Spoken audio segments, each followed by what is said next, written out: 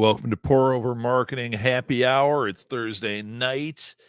We'll find out if we have some people watching tonight. I always get asked to do these at times that are not, 8 in the morning Central on Saturday. So this time I thought I would do one on a Thursday night. Although I should say, Saturday, there is a new pour over, 8 o'clock Central. There'll be a regular pour over. But tonight we are playing with the happy hour version, hence the little logo up. How do I get there? There we go. Little logo up in the corner. It's pour over happy hour. So I hope you brought your coffee or something to drink. Being a happy hour, you may want to spike it. I'm not sure. Mine is pure coffee. Love the logo on this. Love it. So simple, so clean. So I have, let's see. We've already got a comment. Chinto. So happy you're here, Chinto. So, okay. I have a topic I want to cover tonight. It's going to be multi-levered, lots of things. Oh no, water and Tylenol for you, Chinto. Yes, I get it. No coffee, but you know what? Enough Tylenol can feel like you're having happy hour, right? And hi, Sarah. You've joined us as well. Always happy to have you here. Okay, so tonight, unless you guys want to start out with some questions, which I'm always ready to stop what I'm doing and jump into questions, I wanted to talk about newsletters. And there's a reason this is at the top of my mind. I mean, it always is, right? I'm always beating the drum about newsletters. And there's a couple of things I want to say about newsletters right up front. First of all, one of the reasons I'm so strong about it is actually Erica from Four Horsemen said it very well. She had I'll even say an eloquent way of putting it about newsletters. When we just did this, we did a live thing about shameless self-promotion. It was the two of us. Okay, Sarah, I'm here, but I'm going to pick up my potato salad at 8:20 sharp. Potato salad is a priority. I understand. We've been eating, we don't have it that often, but we love potato salad. We've been eating a deviled egg potato salad lately that is delicious. Okay, enough about potato salad and coffee. So anyway, what she said at this thing, somebody had asked her about this, and I started jumping up and talking about newsletters and how great they were. And she said, it's a format that doesn't go away. And that is a really smart way to look at it. Everything else can go away. I was talking to my class, and we were talking about channels. We were talking about like where you can post stuff. And I said, things go away. I said, look at what's happening with Twitter. It turned into X. People are fleeing from it like rats, right? Off of a sinking ship. And then I just heard that there's a chance he wants to change it back to Twitter to try to regain some trust. Okay, but Twitter's broken. Okay. And then I started bringing up some other ones. Ones that I was very proud of being a part of. I was doing live streaming on Periscope and on, I just lost the name of the other one. But Periscope was a big one. I lost the name of the other one. There were two streaming ones even before Vines. And we used to run our shows live on there. And we were the only ones I could see doing live shows, right? There were people that streaming live content, but we were doing actual shows in front of an audience with microphones and content, right? Man, I wish I could remember the name of it. But Periscope is one that's gone, right? So it shows you how volatile that is. You think, well, but Facebook's been around forever. Yeah, but it could slip on a banana peel and fall apart. Or somebody could buy it. Or who knows? Who knows? Any platform like that has the prospect of going away. And if it goes away, the audience that's there can go away. And all that content you created can go away. Okay, some of it doesn't matter. Some of it does. With a newsletter, you get the email list. You've got your list. Let's say you're using MailChimp for it. Let's say MailChimp goes under. Well, yeah, but that list still exists. You still have access to that list, right? You can hold on to it, and it's private. It's your words. You're not having to compete with, you know, as Chinto says here, racist spewing trash, right? It's your content that's going out there directly to people. And this is the point I always make. I loved when she said that it doesn't go away. You get those emails don't go away. Now people can unsubscribe, they can start disliking you. That's different. But the format itself doesn't go away. And the point I always make about newsletters, and the reason I love them so much, is okay, if you've done it properly. Once again, I use MailChimp, so I'm going to use MailChimp as an example. You can set up a funnel. So somebody, I have a website, I have a landing page, and I have a thing that through MailChimp, I can put some code in that pops up and says, join my newsletter, sign up here. And then I have a thing where they go in, they sign up, and then it goes into a funnel, and they get an email right away that says, hey, did you really intend on subscribing here? And if they say yes, this is the thing I love about it. They have now given you permission to sell to them. They have said to you without question, I want to hear from you. And I know you sell me stuff, so it's okay. And it's okay. Now, what you do with that is where you could get into trouble. If all you're doing is sending the same, there was an author that I was getting their newsletter, and they would have a paragraph of definitely nothing. And then the rest of the newsletter every time was the exact same thing. Ad for their book, ad for another book, ad to, I forget what the third thing was. Oh, it was to go to their website to order books. All three things. That's all it had. All the time. It was the same damn things. Now, if that person loses followers, it's their own damn fault. Right? But I do love the fact that people have to subscribe and tell you, yes, I want this. And now you have that opportunity to sell to them. I should say this too. Oh, I shouldn't. It's happy hour. I hope you guys have something to drink. You should put in the comments what you guys are drinking if you're drinking anything special. I always like to read that. All right. Chelsea. Sorry, I'm late. Val, you made it. Awesome. See what happens when I don't do it on Saturday morning at 8 in the morning? But you know what? The reason I do it at 8 in the morning on Saturday is I'm up. I'm usually alone. I was sitting here playing around with marketing stuff anyway. So I was like, hey, I could drink my coffee and talk about nerdy marketing stuff. That's why I do it then. Sarah is enjoying some Starbucks water. Very nice. Okay. So newsletters. Knowing people that are in here, some of you, I know you have newsletters. And newsletters, let's try to define something here. A blog is different than a newsletter. Okay. And then there's this other animal called Substack, which I'm going to look this up, what they define it as on their thing, because I think Substack considers itself a newsletter platform. Let's see if I can sign in. Yeah. Okay. I can't get in there. I believe they consider themselves a newsletter platform. It depends on what you do with it.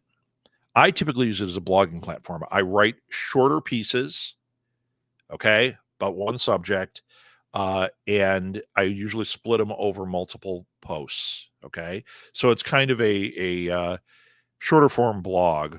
I have occasionally done it as a newsletter, though, where it's got different sections to it. I'm a big fan of Substack. And the reason I'm a big fan is it's easy to use. It's almost like a newsletter. We're going to call it newsletters on there. A newsletter social media platform. So you write your cool thing. You write whatever it is. You format it however you want. You follow other newsletters, other people that are in similar veins to what you're doing, kind of like Book Talk, right? And they'll follow you back. And if they like something you've posted, in the beginning, you got to ask them, hey, can you repost this? But a lot of them, if they like what you've posted, they will share it. Now, it doesn't share onto their feed. It's not like Facebook like that. It will share to their followers. So it goes out to people that have said, yes, I am opting in on this. I have mine tied to my MailChimp account. Right? So when I do this, when I post there, it immediately emails out to my subscribers that are segmented for either Mic Drop, which is podcasting, or Pour Over Marketing, which is you guys. Let's see this. Newsletters, wrote a blog for 4HP with some info and stats. Okay, I'm going to it, Val. If I can get this thing open.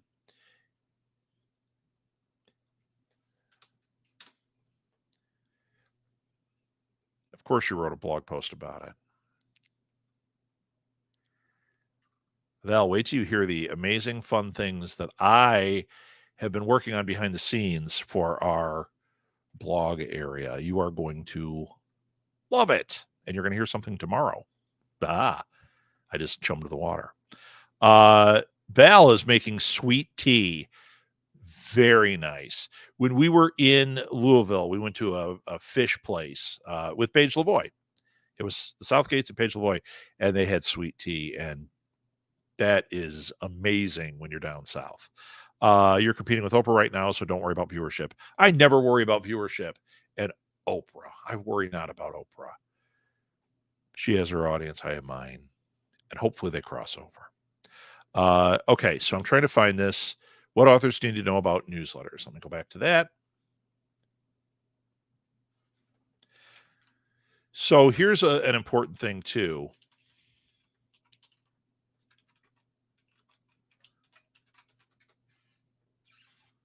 Let's see if it pulls it up. Oh, good God, it did not pull it up. Oh, that's because I didn't put the hyphens. So Val wrote an article, a blog post on the Four Horsemen page, and it's specifically targeted to authors, obviously, what authors need to know about newsletters. But here's the thing. What if we talked about it's not there? Okay. Let me find it. What authors need to know about newsletters? Val, I typed it in. It's not popping up. So anyway, the point I was going to make about that is it doesn't matter if you're an author. That's the type of article that's very useful. If it's got stats, if it's there, when it's there, there's going to be information that you can apply to whatever your business is. Because you, as a business, and even if it's just you, if you've got something you can sell or information you can share, get your newsletter, get your followers. And even if it's not books, whatever it is, there's going to be information in there that's going to apply. I took a course on newsletters from Amy Porterfield, where the whole focus of her thing was about that first part of the funnel. They said it was how to launch a newsletter and all this stuff. And then I watched it and it was like, okay, none of that was that. I mean, it was like a sliver. What it was all truly about was how to set up that, hey, they get in, and how do you give them something for free? How do you get them in the door? What's the doorbuster? What is it? How do you do that? And it was really great. So Amy Porterfield's a good one. She does all email marketing, and she does free seminars sometimes, and they're really, really great. Okay, let's read some more notes here. Substack is great. Thank you for introducing me to it. Now I follow so many Substacks. So do I. I got my stats thing today. I must read a hell of a lot of them because it said how many words you read this year so far. It was crazy. Val, I'll always threaten you with a good time. Come on now. I write about all the things. Yes, you do. Val, I'm excited, but I can't tell you. I cannot tell you because it's going to bore everybody else here. It's all about you, Val. Just wait. Okay, so back to newsletters. So I love them. You want to have a funnel, and you definitely want to take the time to set that up. In MailChimp, in Constant Contact, there is a thing right there. Number one, it'll have code. Add the code to your site. Now you can have a pop up to get people to sign up for your newsletter. Okay. That's one way of doing that. Then you set up your funnel in there, and you can set it so that it's just one thing. Hey, if you want in, great. If not, get out of here. You can also set it so that maybe the second thing is, hey, congratulations on signing up. Here's a free blank. Thank you for signing up. That's a really effective way of doing it. That's what Amy Porterfield was talking about. She will do things where she says, hey, put a top 10 list together. Put together a free article or a free podcast or something that is just for the person who subscribed, so they feel like, hey, I already got some value right out of the gate. Okay. Let's check this. We've got Val going. Some questions I answer that are good to cover. How to get emails. Do you need a book out already? What if you only have one book out? I don't feel comfortable emailing a stranger. Is email marketing still a thing? 6 out of 10 consumers buy through emails. 69% of marketers use email only campaigns in 2024. Yes. It's so funny because when I talk to new younger marketers fresh out of college, they tend to think email is dead. When I talk to older marketers, they tend to be afraid of some of the newer marketing stuff, the new media stuff, and they go, oh, but I'm hanging on to this, and it looks like it might be dying. But then when you talk to people that are active entrepreneurs that are trying different channels, every one of them that I know that is actively trying channels always comes back to newsletters and says, no matter what your mix is, keep it there. Keep that newsletter going. There's a freebie, free coloring pages. Yes, that works. I want to go into this, how to get emails. I'm going to answer yes or no. Do you need to have a book out already? No, absolutely not. What if you only have one book out? So what? You don't even need to have a book out. I don't feel comfortable emailing a stranger. Get over it. If you're only marketing to the people you know, your pool's too small. Okay? You're not just randomly emailing them, though. They went to your website. They saw the thing. You did the things to get those emails. They have opted in. And once they've opted in, they've said, go ahead and email me.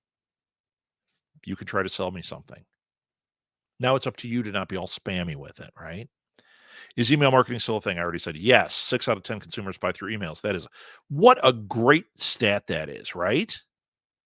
6 out of 10? Do you think 6 out of 10 consumers buy from Facebook? I would say no. Have I bought from email? Yes. Have I bought from a Facebook ad? Maybe a couple times. Maybe. Have I bought off of seeing an organic post on Facebook or on Instagram where somebody was like, hey, these are the books or here's the music I'm into? Yeah, absolutely. But when it was a company doing it, much less likely. Much more likely if I said, yeah, I really like, I'll give you an example. I subscribe to this one from Mountain Goats, from the band Mountain Goats. And I get a newsletter and then I get SMS marketing, which is texting.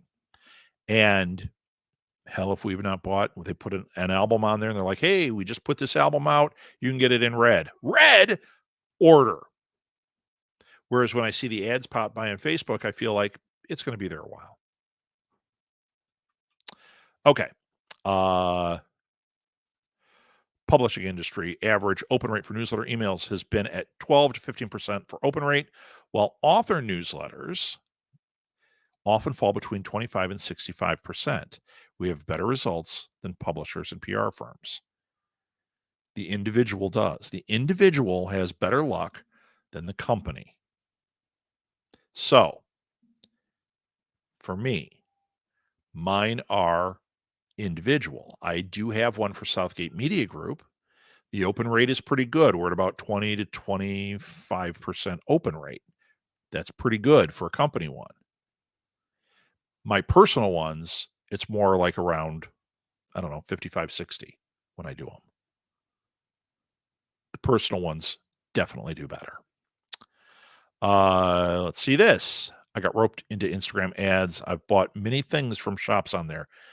You know what?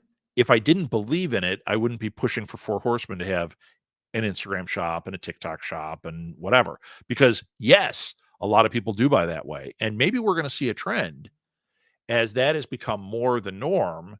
Maybe 5 years from now, 10 years from now, that flips. But the newsletter thing will not go away. Hence, readers want to feel connected directly to the authors themselves. The book forefathers would foam at the mouth for this over this concept. You are so right, Val. And that's why it gets weird to me when authors, artists, anybody that is trying to communicate with an audience doesn't take advantage of this.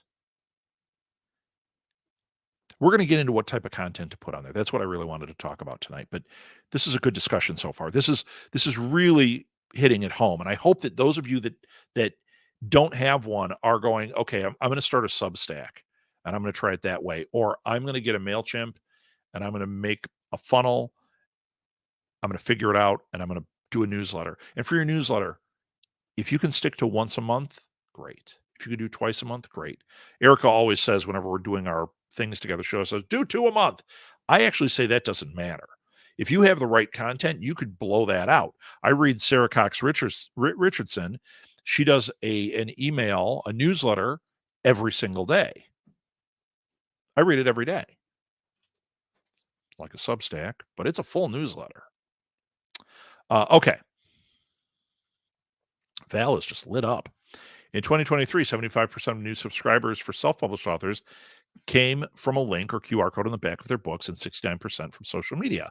Tell someone that you have a book. Yes. Now we've lit her up about books. Average author email subscriber lists amounts. Most reported having under 500 super engaged subscribers and a mixed bag between 1,000 to 5,000. It's about quality over quantity. It totally is. If you have, like Heather Cox Richardson has quality, I want to read her thing every day.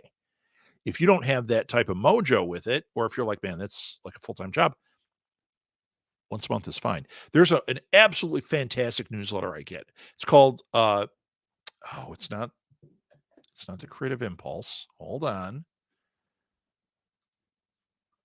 I shall find it because I just got one, I believe, today. There's all my Substack stuff.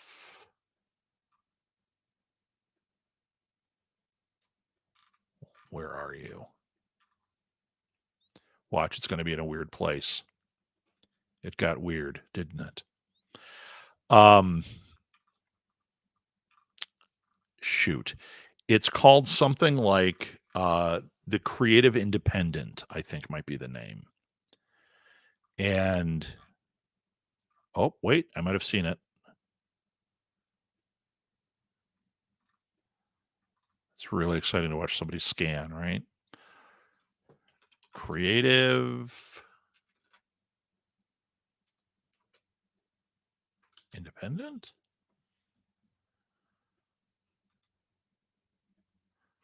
Yeah, that's it. The Creative Independent. Absolutely fantastic. For the longest time, and they might still be doing this, they do one a month. Basically, what they post is an interview. They get some highly creative, really interesting person. They, I believe, record a podcast with them. And then what they send out as their newsletter is a transcription of this. And it's fantastic. I wait for it. I love it. Great content. They only do once a month. Yeah, we're going to talk about this. That's what we're going to talk about next. Oh, Sarah, your potato salad is beckoning. We will see you Saturday morning, Sarah, the Duke of Marketing. I'll stop there. Sorry, I didn't mean to hijack. You did not hijack, Val. I love it. I love engagement. I yell at my students all day about that. They sit there and stare, and I've got smart kids in this class, and they just stare, and you're like, "Please say something." Today, I threatened them. I said, "Okay, we've got 35 minutes left to class. It's gonna be a real long 35 minutes if nobody opens their mouth." I waited them out about 3 minutes, and then I finally was like, "Okay, you guys are just the worst. I'm gonna talk." So, no, you did not hijack anything, Val. This is a casual get together. This is happy hour.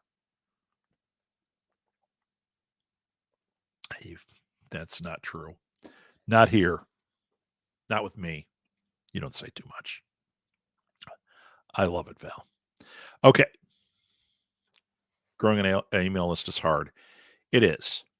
So let's discuss some ideas on that, and feel free to share in the comments if you have ideas on how to grow your email list. The most effective for me, number one, is you want to have a pop up on your landing page. If you don't have a landing page or a website, you need to get one. And the best thing you can do for yourself is kind of learn a little bit about SEO so that it ends up in search engines for the right things.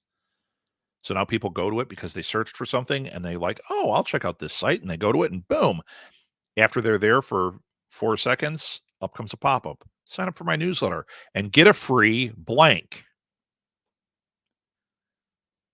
You'd be surprised. People love a free thing. Get free coloring pages. I love that. Get a free chapter. Get a get an ebook, a free ebook that is only available to subscribers. Get an exclusive song.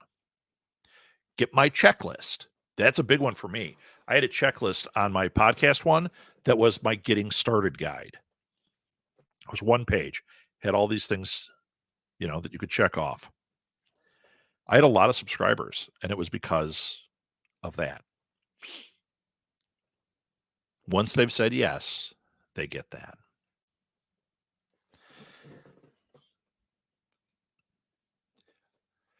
That's going to be a tall order, Chinto. Once you get a couple of subscribers, they got to fight it out to have you. So that's one idea. Another one that I always was successful with is do events. Any event type of thing you can do. So we always talk about authors here because, we're immersed in it.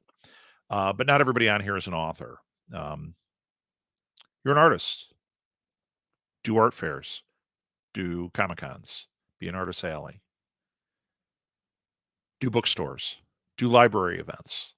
Do events where you can be there showing your wares with a sign that says, join my newsletter and get a free blank. You will get people that'll sign up. Way back, when doing a newsletter meant putting a stamp on it, going to Kinko's, printing it off and sending it out with a stamp. Maeve and I started, I looked over here because I thought I had it up. I don't know where it is. We started a zine called, back then, the original version was the Dead Elvis Fan Club.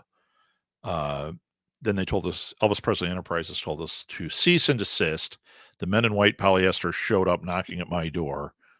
And they told us we had to change the name. So we changed it to Disgraceland.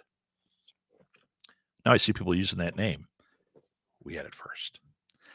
Like it did us any good. No trademark. So anyway, we were at a comic book convention. We were at Wizard World Chicago. Before it was Wizard World, it was just the Chicago Comic Con. And we were helping somebody in a booth and donating our time. And we knew our newsletter was going to come out. We hadn't put it out yet, but we knew one was coming out. And we said to the guy whose booth it was, hey, do you mind if we put something on here for people to sign up for our newsletter? And he said, no, go ahead.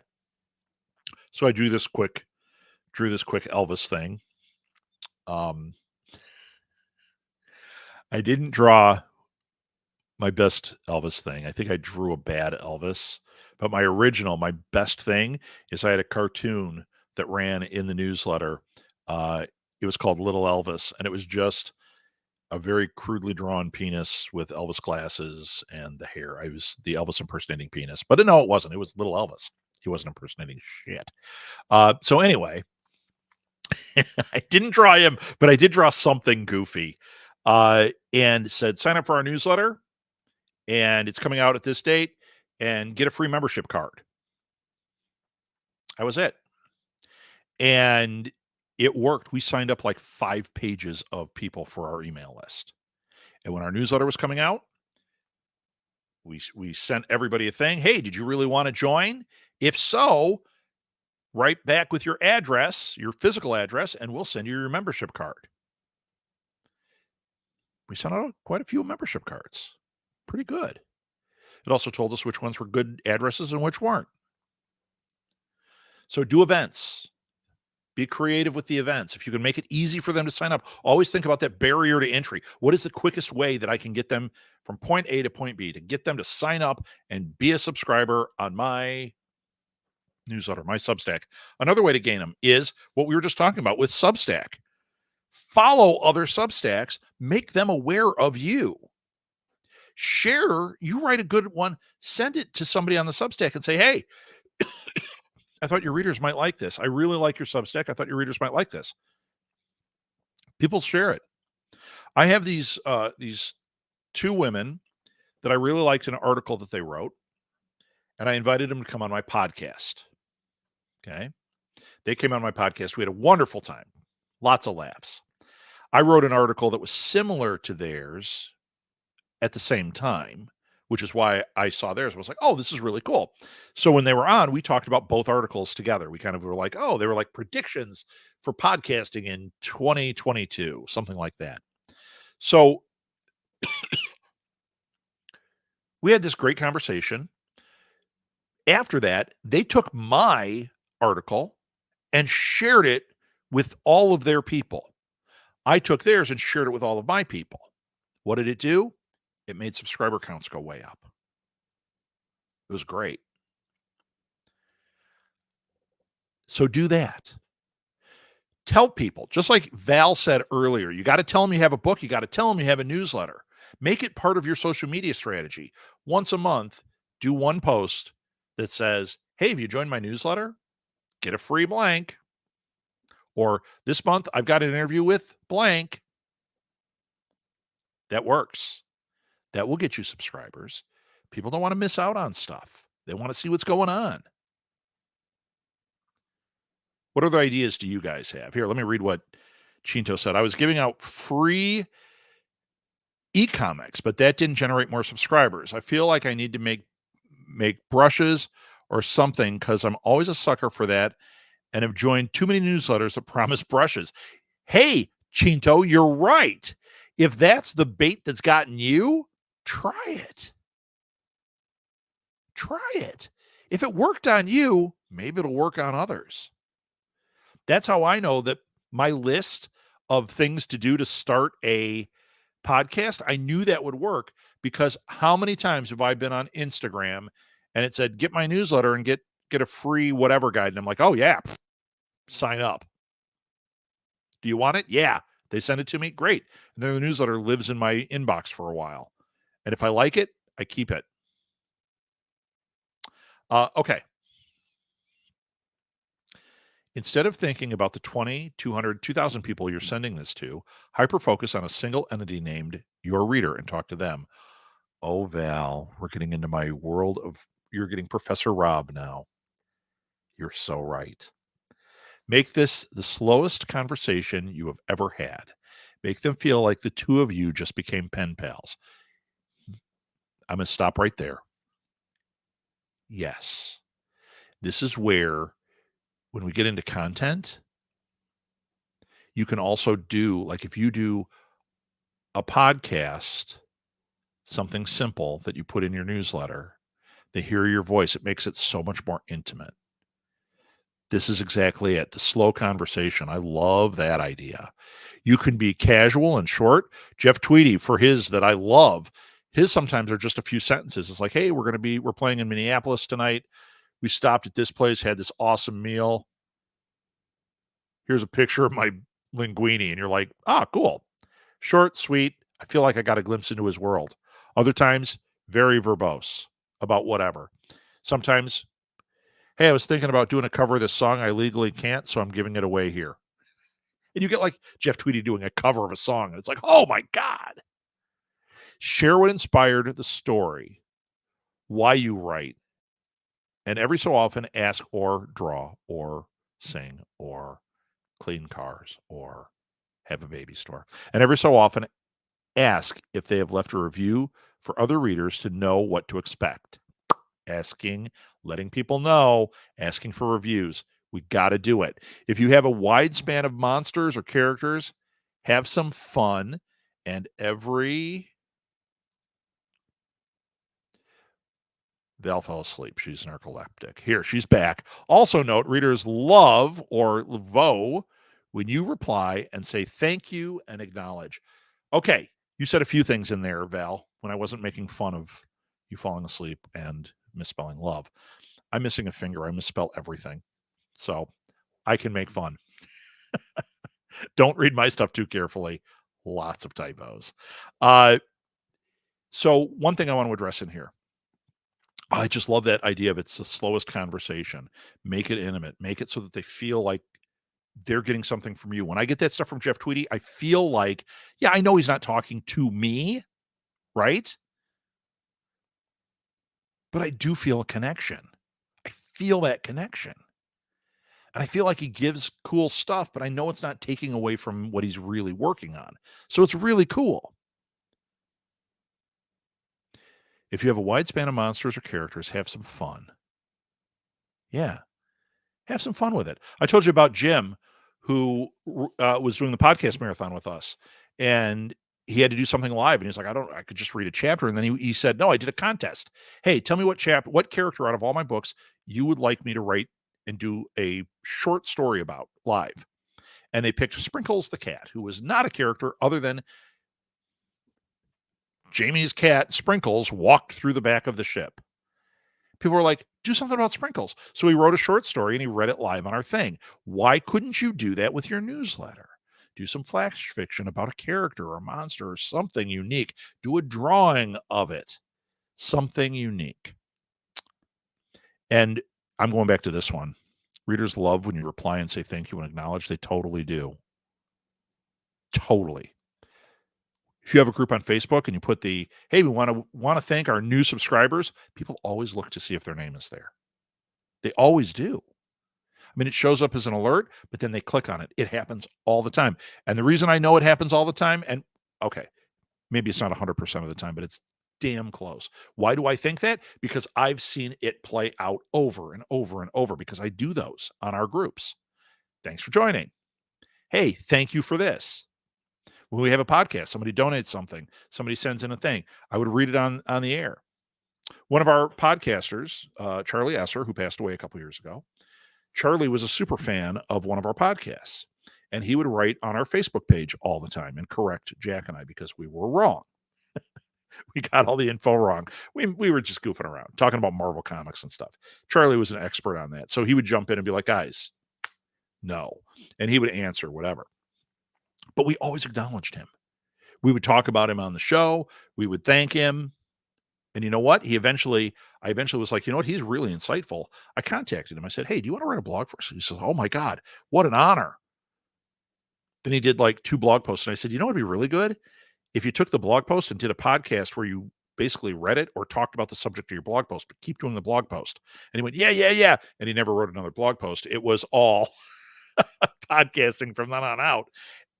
And I actually, when we had to step aside, I was left with enough said, and I made Charlie the host. And he did a post before he died where he said that was like a major moment for him, that his favorite podcast had asked him to take over and be the host. How cool is that? Okay, back to this. Val, I recommend asking for a book review once every 3 months. Now, if you're doing a podcast, you ask every episode. And actually, the book review once every 3 months, it depends. Depends on where you do it. Think about integrated marketing. Think about all your different channels you're using. You can ask for it across the different channels much more often than that. But maybe only ask in your newsletter once every 3 months, on your Facebook page once every 3 months. Right? There is a podcast They were super fans of my friend Alil's podcast. Uh, and they started their own thing called the Horror Returns. And I followed them because, hey, they were inspired by my friend Alil, and I wanted to support these guys. I followed them and I shared their stuff. Well, they do a thing where I think it's once a month, they will post, we're trying to get to 5,000 subscribers. Thank you for subscribing. We're trying to get to 5,000 subscribers. Share this with your friends. The number has gone up steadily since I've been following them. But they acknowledge, they thank on their show, they thank their new subscribers by name. I'll see names in the thing. It works. Here's Val. I send compendium entries every 3 to 4 newsletters about one of my monsters. I love it. I love it. You're giving them a glimpse behind the curtain, or you're giving them more of something they're already interested in, a backstory. Think about it. Like, we love Doctor Who. We have books on the shelf that are like the monster compendium from Doctor Who. What do? You look through, and even if you know the monster, you read about that monster. You maybe learn something new. Like, oh, wait, I didn't know they were from that planet, or I didn't know they were related to this other monster. It's what we do. That's a great idea, Val. Okay, let's go back in time for a second. Other ideas on how to get followers. Anybody got any good ones? There's live stuff. There's the ask. I'll get there. There's your website. There's your newsletter. There's the ask in various places. There's the live events. If you can get on podcasts, always mention it. Always mention it. Because remember, your newsletter is such a valuable tool because the people that follow it, they're interested, they follow it, they say yes, you can now sell to them. I had a button to book one, or the book that has said, Monster, that says start reading this book or start reading the Cedric series. Yeah. You are giving them a call to action. Your copywriting is what you're doing. You're using content writing, which is this book, and then you're doing copywriting, which is the little ad that pushes them to action. Love it. Now, if you're an author, BookFunnel is a great way to get those email lists up. We've been watching it in real time. Val's been killing it with this. It works great. Don't be afraid to ask, too. Join Facebook groups that are relevant. Get in conversation. When people start getting in conversation with you, then you can pop the question. Hey, I have a newsletter. Here's what I talk about. I'd love it if you guys subscribed. You'll pick some up. Live events, cross-promote with similar authors. We're going to get there in a minute. Remind and inform everyone on social media and add a QR code on the back of books. Stats. Yeah. And Val keeps talking in book terms because guess what? Val's an author. But think about your business. Think about what you have, where you can put this. You've got a restaurant, you put that QR code. There are lots of ways you could do it. You have a restaurant, you could easily have a newsletter. I know a lot of them don't think that way. You could. Newsletters don't have to be this giant, scary thing. They're not putting out a newspaper. You want to have, let's talk about content for a minute. Maybe you want to have 4 segments, right? So a basic newsletter, you've got a paragraph at the top talking about what's going on in the business. Maybe it's informative that way. Maybe it's entertaining. Figure out what your tone of voice is, what you want to share, right? I mentioned Jeff Tweedy. He likes to share what is happening in his house. In fact, one of his social media accounts now is called Stuff in Our House. He likes to share what's going on in his everyday life as his normal stuff. So you have that, or whatever it is. Okay. I like to share a marketing tip in mine. Here's a marketing tip. Let's start out with like, hey, here's what's kind of going on. Here's some interesting things. Here's a marketing tip. Okay. Then you figure out your next segment. One that I love, and I've done it for the 4 Horsemen one a couple of times, and I plan on doing it regularly, is I do a thing called 3 questions. I record various authors. I ask them 3 questions, and I make them kind of fun. This isn't a full-blown interview. What scares you the most? What's your favorite pizza? What's the last movie you saw? Something, right? What's the funniest thing your kid ever said? Okay. They tell some answers. We have a couple laughs. I take those 3 questions that go on the YouTube channel under a playlist just for those, but they also get sent out on the newsletter. I don't throw them on my social media, not until they've been out for a while. I send it to the newsletter. They get it 30 days before anybody else. You could take a transcription of something. You could, I love this, interview somebody from your field. So if you are a dog walker, what is your audience interested in? I mean, just hearing stories about dogs? Well, maybe there's fun stories about dogs, kind of like chicken soup for your soul, dog food for your soul, you could do. Yuck. Um, but what if you went to a dog groomer and interviewed them? What are some tips they could give? A vet, what are some tips? Go to a company that makes dog food. Hey, you guys make this really great organic dog food. Can I interview you guys? And you just put a few questions and boom, that's your blog post. I'm sorry, that is your in your newsletter. If you have an extended thing, use a clip of it in your newsletter and then put on there, if you'd like to hear the whole interview, go to my blog. And on your Substack, you can just embed it with the blog or with the whole interview, text and audio and or video.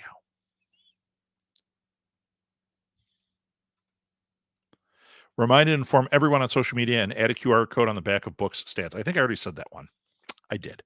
I don't know why it popped up again. Other ideas. And Val, you should be jumping in because I know you've done a lot of this stuff. Do a takeover. You know, if you've got another author, if you've got another, like I did it with a podcaster, hey, can I do a takeover? And my newsletter becomes your newsletter that month. If you really want to have fun with it, if you have set segments, they have to write something in your segments and you have to write in theirs in their segments. Have some fun with it. Or we're having a takeover. So this time they're naming, they got to choose the subject of the newsletter. So they write a little thing, and then the subject is music. I'm doing a book podcast and I'm doing a book newsletter, but this takeover said, I want you to do music. And you're like, okay, so what would that be? And they go, well, this time I want you to write top 10 songs you listen to when you write. So-and-so is directing me. That's the takeover. Or maybe they wrote it. Here are the top 10 songs they listen to. Or whatever. Get other authors involved. Interview them. Have them interview you. Do takeovers back and forth. Write articles for them. They don't have to be long. A little something. And then you guys have to be adults and share. This is where I run into it. I run into it with podcasters all the time. They'll have me on. We do this great podcast. I'll have so much fun with it. Afterwards, I share it. A couple months later, I share it again with new stuff. And they'll be like, wow, nobody's ever shared our stuff. If you're having a guest on, ask them to share it. And then you make sure you share it. And you share when you're on their things. I will every Star Wars Day, I share when I was on a show that is no longer in existence called Remake This Movie Right. And I had to talk about how I would go about remaking the original Star Wars. It's funny. It's a lot of fun. I totally filibustered. And you know what? I do it every year. And every year, Aaron's like, wow, we just had a spike in listens from that show. That's interesting. Why'd that happen? Because I'm sharing it. I'm telling people about it. And it's funny. Same thing with your newsletter. Tell people you were on it. Make sure they tell people. Because what happens? If I have 1,000 subscribers and Val has 40, that's not true. Okay. But let's say that is. When Val writes in my newsletter and I make sure, number one, that she can promote herself in my newsletter. And number two, that I share, oh my God, Val did a takeover. She wrote this awesome list, right? my 1,000 followers are much more likely to start following Val. Now, I don't know what the percentage breakdown is. Let's say it's 100%. It's a perfect world. She just got 1,000 new subscribers. And what did I get? Maybe I got 40 new subscribers out of her because she has a list of 40. That's great. I'm at 1,040 now. I'll take it. Think about business. If you can grow 10%, that's what they always look for. We want a 10% increase every year. Well, that's a 4% increase off one email. I should be able to do 10% my reach easily if I'm doing that. Coffee's good tonight.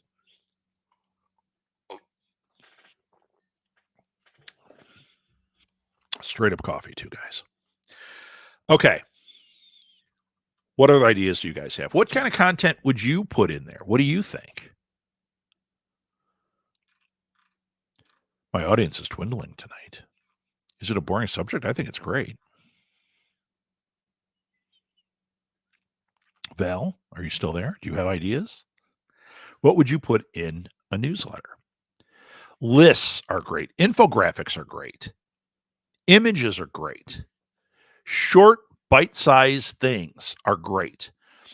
Use it to integrate. Write a blog post, share a snippet of it, enough that it's like, hey, they got something out of it. But then if you want to read the rest, go to my website and read my blog.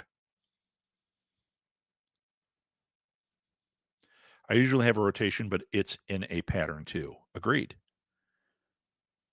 And you know what? We should address that. Somebody new at this, just getting their feet wet, that might be intimidating to them. Because they'll start writing it out and like, okay, well, how am I going to make a schedule and make a rotation? Don't. Unless you have that in you, jump in and start doing it. Make a commitment. I'm going to do this once a month on the 15th of every month and just do it. And what'll happen is, like Val said, over time, some patterns are going to emerge. And then you'll start getting smart about rotation. So rotation with those 5 questions. Now it's stalled because I got so distracted, but when I get back on the horse with it, you'll have I think it's the second Wednesday of every month. The only thing in the newsletter is 5 questions. The first of the month, it's here are new releases this month, and here's whatever sales we've got going on. The third one, I share one of the blog posts, maybe something about writing. Maybe I share a few different things in it. So title, GIF, 150 words, and the theme. So it's sample chapter, event announcement, inspiration, meet a character, monster, villain, something about a book world, and book review reminder. There you go. There it is. There is Val's basic outline for her newsletter. It is smart to outline it. And remember, the blog is the longer form. The blog is the article. That's where you're writing 1,000 to 1,500 words. Or make it easier on yourself. Say 600 to 1,500 words for your blog post. Take a snippet of it. Take 200 words and put it in your newsletter. That's instant content for you. Make it interesting. Make it fun. Share a recipe. Share your joke of the month. When we did the Dead Elvis Fan Club newsletter, we had to come up with sections, and we did. We actually thought about what would you find in we wanted to model it after something like highlights. So we had Melvis and Helvis, Goofus and Gallant. That was one of the things we always had. We had a cartoon page, comics. That's where my Elvis impersonating penis was. Not mine, my drawing. We did, we would do in search of, and we would write these bogus things about Elvis's body parts showing up in weird locations because he's dead. Washington slept here, but it's, Elvis's finger was found in blah, blah, blah. So we had all these little segments we did. If I was doing it today, that was 6 pages. I wouldn't do 6 pages.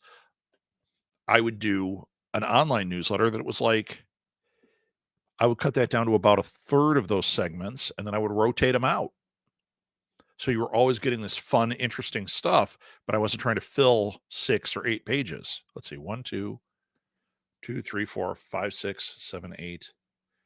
Ooh, it was probably 12 pages that I was filling. Well, Maeve and I were filling. I was using the queen's eye. Okay. We got other questions? Yeah, Maeve and I writing that thing out.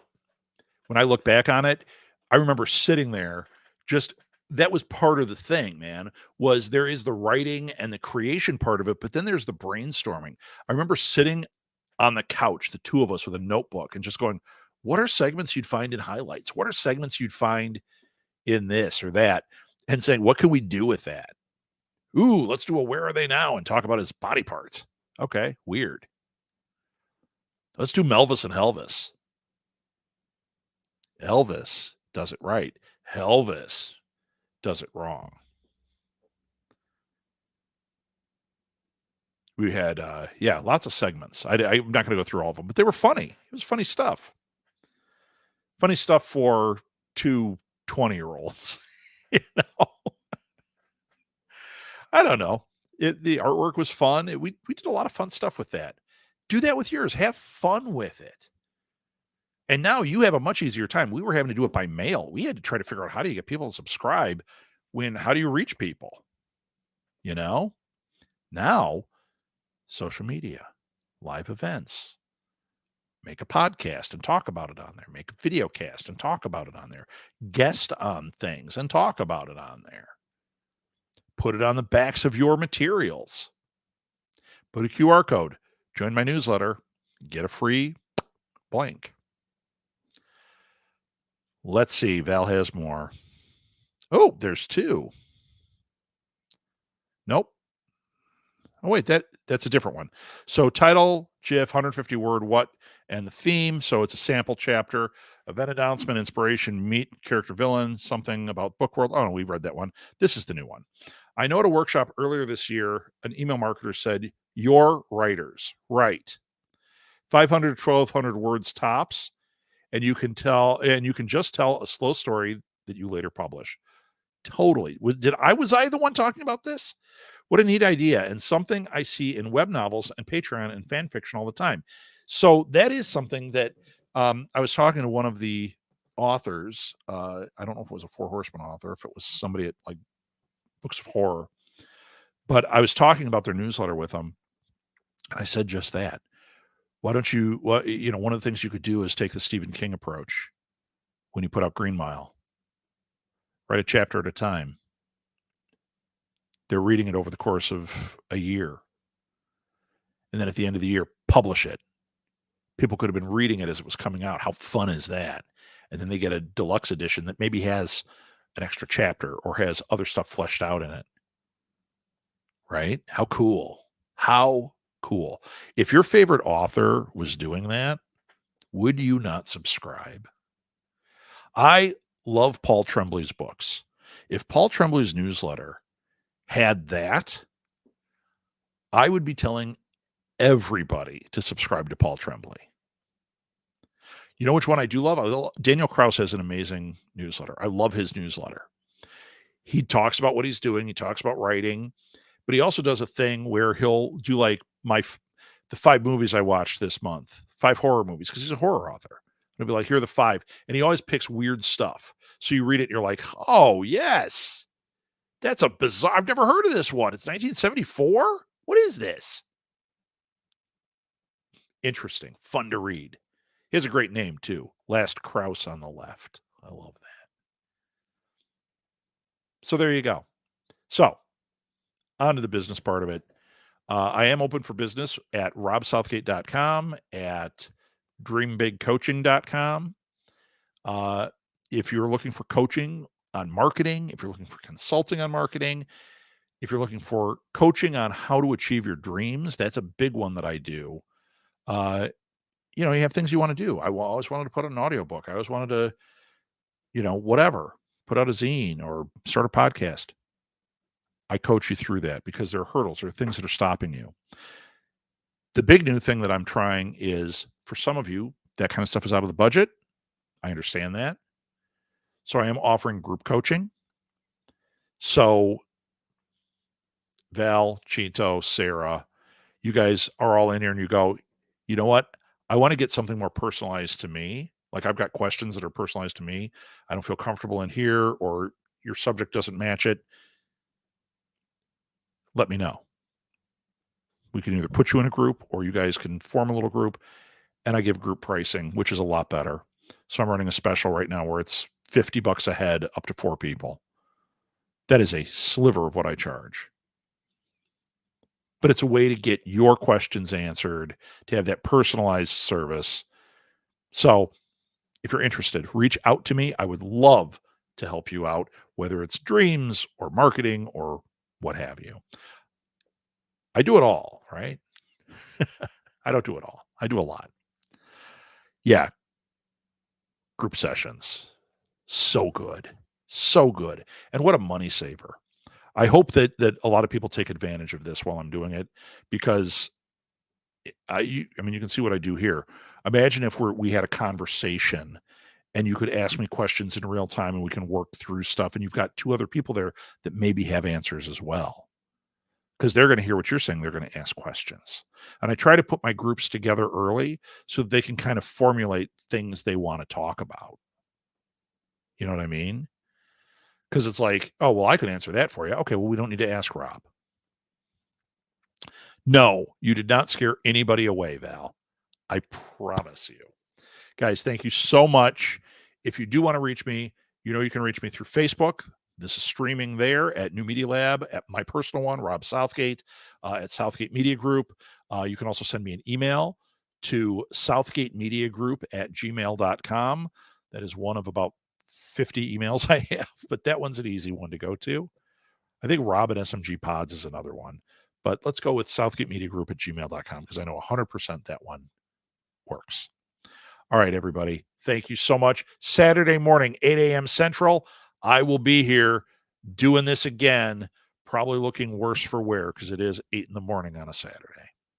Have a great night, everybody. Thank you so much. And make sure you are registered to vote. Every vote counts.